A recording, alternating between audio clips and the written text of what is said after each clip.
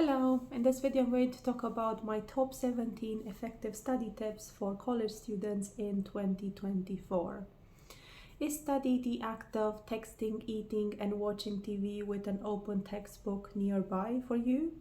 I'm sure it's not, but if you're watching this, chances are you're still wondering how to study effectively.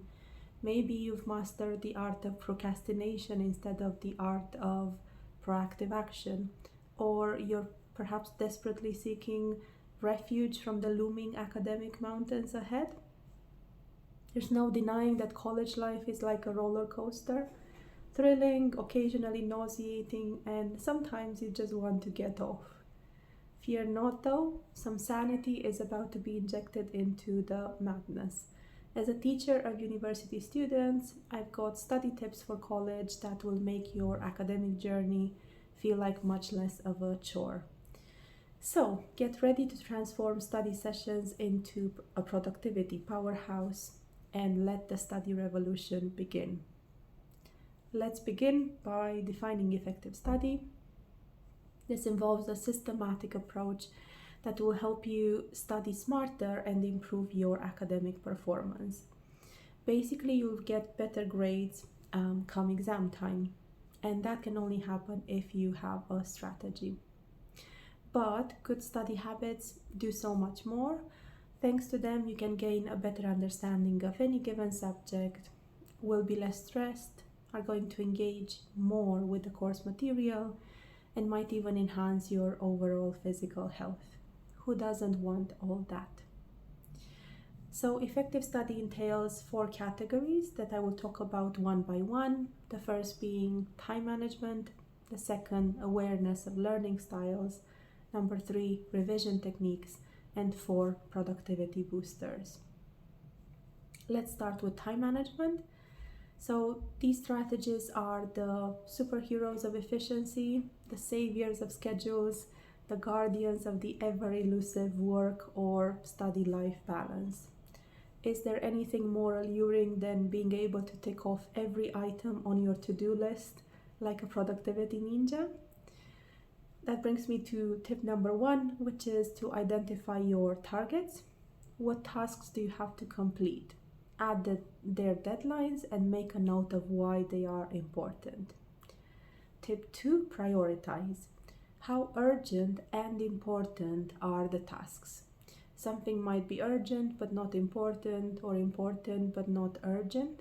So if a task is neither, don't do it. Get some fresh air instead, or even a good night's sleep. Tip 3, break down tasks. What subtasks can you create out of a big one? And you can use SMART objectives for this. So this is an acronym that stands for specific, measurable, achievable, realistic, and time-bound. Say you have 1 hour to spare. Don't decide to do something overly ambitious like find sources for report and take notes. This is too general. What kind of sources? It's not easy to measure. How will you know if you have enough sources? And it's likely to take more than 1 hour, which means it's not achievable. So 3 of the criteria are already off our list. If you want an example of how this is done, please check out the video description below where I'll link my blog post on the same topic, and there you'll see an example of how an economics essay task can be broken down using the 5 criteria that I've just mentioned. Study tip 4, create a study schedule. When exactly will you do everything? This is what a study plan is about. An example is provided as well in the video description below, and you'll see how color coding is used in order to connect sessions. For example, green is used for reading and writing activities, blue for listening and seminars, and orange for presentations.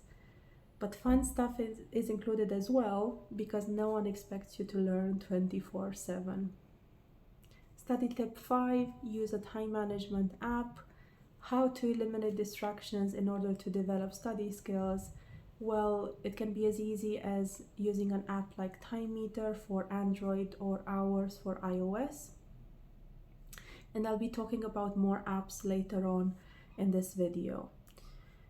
But let's talk about awareness of learning styles as well. Learning styles are basically preferences about how you understand, organize, and remember new information.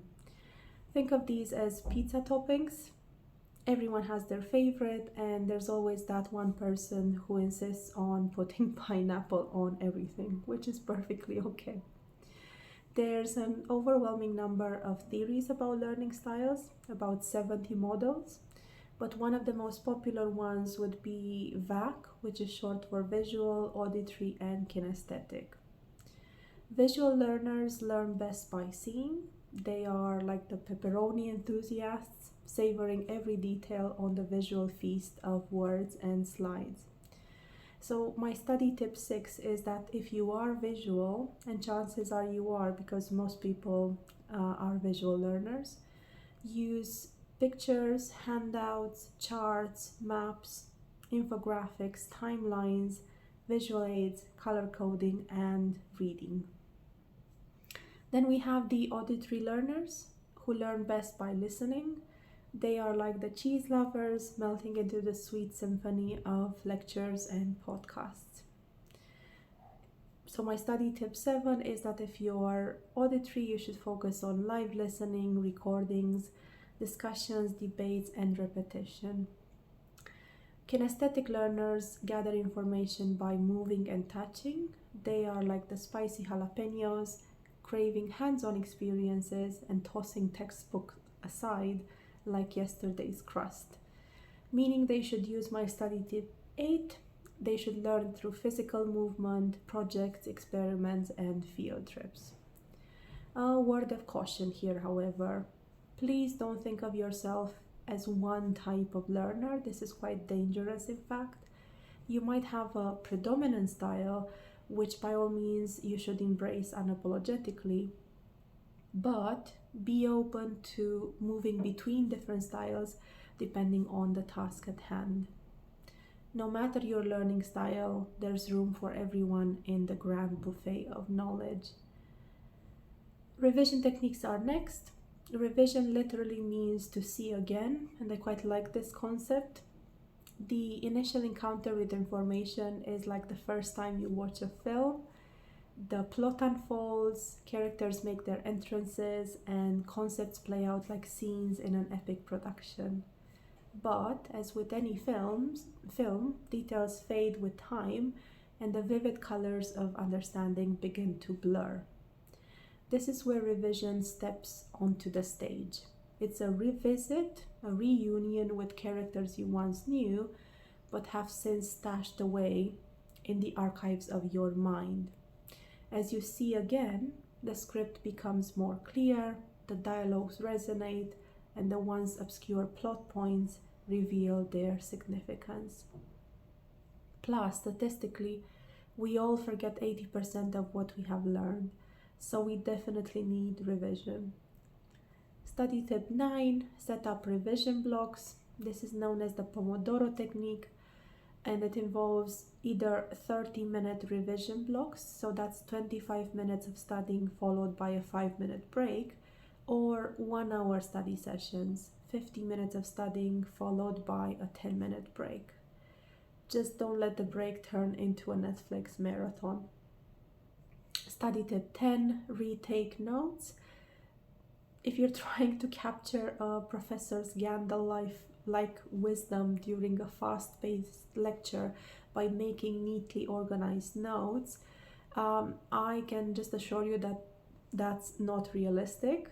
The key to effective note-taking is actually retaking notes. And how can you take good notes the second time around? You should start by identifying key points and present these concisely. Abbreviations like EG for example, info for information, P for page, and para for paragraph really help here, as does the linear note-making system. And I can't talk about this one. I have to show you an example, which will be linked in the video description below. You might also want to create a mind map to show how ideas are connected. This has always been popular. It's one of my favorite note-making styles. And if you want an app for mind mapping, I recommend Mind Genius and Smart Draw. Study tip 11, this will sound strange, but it's really effective, I can assure you. Use interleaving. Imagine trying to learn salsa, quantum physics, and cookie baking simultaneously. Does twirling in a dance studio with a physics book in one hand and the mixing bowl in the other come to mind? That's interleaving. You're basically switching between subjects during a study session in order to make more connections between ideas. Not to mention, you'll probably not get bored this way. If you don't switch too often and you realize that this will be challenging at first, interleaving will work wonders. Study tip 12, go for peer testing. Having effective study tips doesn't necessarily mean studying alone. After all, no student is an island, and if you've studied poetry, you'll know where this comes from. As a college student, you should set a time to study with someone every week, or you can join a study group after attending class. The easiest way to peer test is by asking each other questions to check if both you and your study partner know the answers. Study tip 13, use memory aids such as mnemonics and flashcards. If you have to remember a sequence, take the first letter of each word and combine them to make a new word or sentence. This is known as a mnemonic device. And I'll give you an example. The sentence, "My very educated mother just served us 9 pizzas," is used to help anyone remember the order of the planets based on their distance from the sun.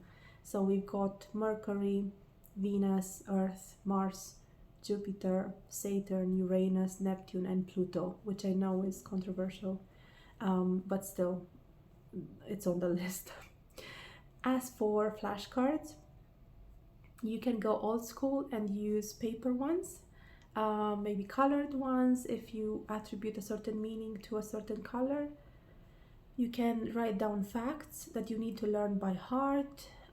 So keyword or a question on one side and the definition or the answer on the other side. But if you're worried about the legibility of your handwriting, you should follow my 11-step guide, which is available in a blog post that I will link below called How to Improve Handwriting as an Adult. And there's also a video on this, but I think the post is a bit more useful because it has visuals of what I mean when I talk about the strategies.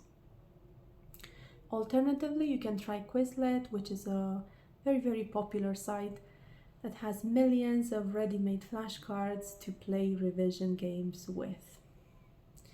We've come to the final category, which is productivity boosters. So study tip 14, cultivate a growth mindset. This will be about psychology, very, very useful. Please listen to the description that I'm just going to read to you. It goes like this. My achievements are a reflection of my intelligence and personality. If I perform well, it's because I'm smart or a great person. If I perform poorly, it's because I'm stupid. If I find something difficult, I won't be able to learn it. If I don't have a talent for something, there's no point making an effort. Does this sound like a growth mindset? No, because it's not. This is a growth mindset. My achievements are a reflection of what I have learned. Regardless of where I am now, I can always get better. That applies to my intelligence and skills. If I find something difficult, I have to make more of an effort. I like challenges because they give me the chance to improve. According to Carol Dweck, who is the educator that came up with the concept, a fixed mindset hinders progress, because if you don't think you can change, you don't even try. Don't be one of those college students that doesn't even try. With a growth mindset, however, you believe your efforts will succeed, therefore they will. Study tip 15, use productivity apps. I'll begin with one called Forest, available in iOS and Android. You can plant a seed that will grow a tree. If you stay focused, you can build a whole forest, hence the name. But if you lose concentration and use your phone, your trees will wither, which is quite sad, and I'm sure you don't want that. The second app is called AppBlock, again available in both iOS and Android. You can set up a profile and decide which times you need to study. During these times, the app will block online distractions, so it's just fabulous. By the way, all of these apps can be found in the video description below, so you just have to click on whichever app you're interested in. Then we have Focus Now and Zero Willpower for iOS. Focus Now has different sounds to create white noise, and with Zero Willpower, you can block websites if you feel you don't have enough self-control. Finally, we have something for Windows PC, and that's called Cold Turkey. This will block different websites or even your whole computer so you can focus on study. Last but one tip, study tip 16, face your fears. It's not easy dealing with fear of assessment, fear of failure, fear of measuring up to someone's expectations. Learn to control this feeling. Failure might not occur at all, especially if you stay organized and have study strategies.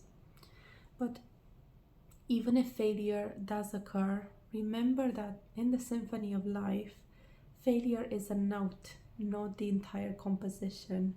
It is a passage, not the entire story.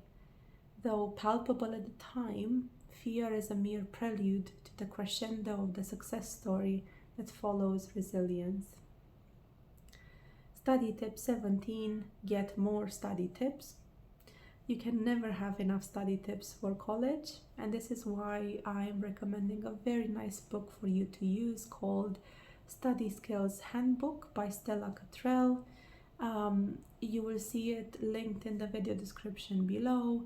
And just one request here, if you do decide to buy the book, please use my link because it will help support my channel and it will be at no additional cost to you.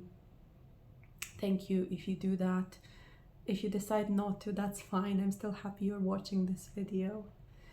So this book offers many study tips so that you can study even smarter, and it's huge, by the way, so it's one of those books that you can keep your whole life and learn from and maybe even pass on to your children. That's it then. Let's kind of recap and see key considerations for successful study in college. A little bit of study every day is much better than a cram session in higher education, even if you don't have a big exam coming up.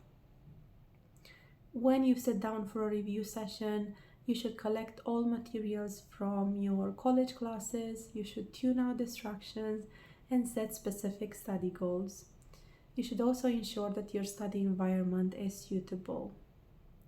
When you rewrite class notes, express ideas in your own words and imagine a much younger sibling will read and need to understand them, because simplicity equals clarity. Active studying, using for example my tips 10 and 13, means taking responsibility for your own learning. Also, physical activity might give you a new perspective on key concepts and course materials. It also helps you avoid unnecessary stress, so don't underestimate the importance of taking breaks to go for a walk or to the gym. And I'll be doing the latter once I finish this video, by the way, because I find it reduces my stress. In conclusion, if there's something busy college students need, it's ways to study smarter in a world that demands so much from them. I wish I had benefited from as many study tools and tips when I was a student, but I'm glad to be able to offer them to you now, after years spent teaching university students. I wish you happy studying. And if you want more, I think you should check out my Best English Grammar books post and also video, very recent video. And if you're preparing for university life as an international student who needs a good score in the IELTS test, read all about the IELTS exam fee in my post. Thanks for watching and see you soon.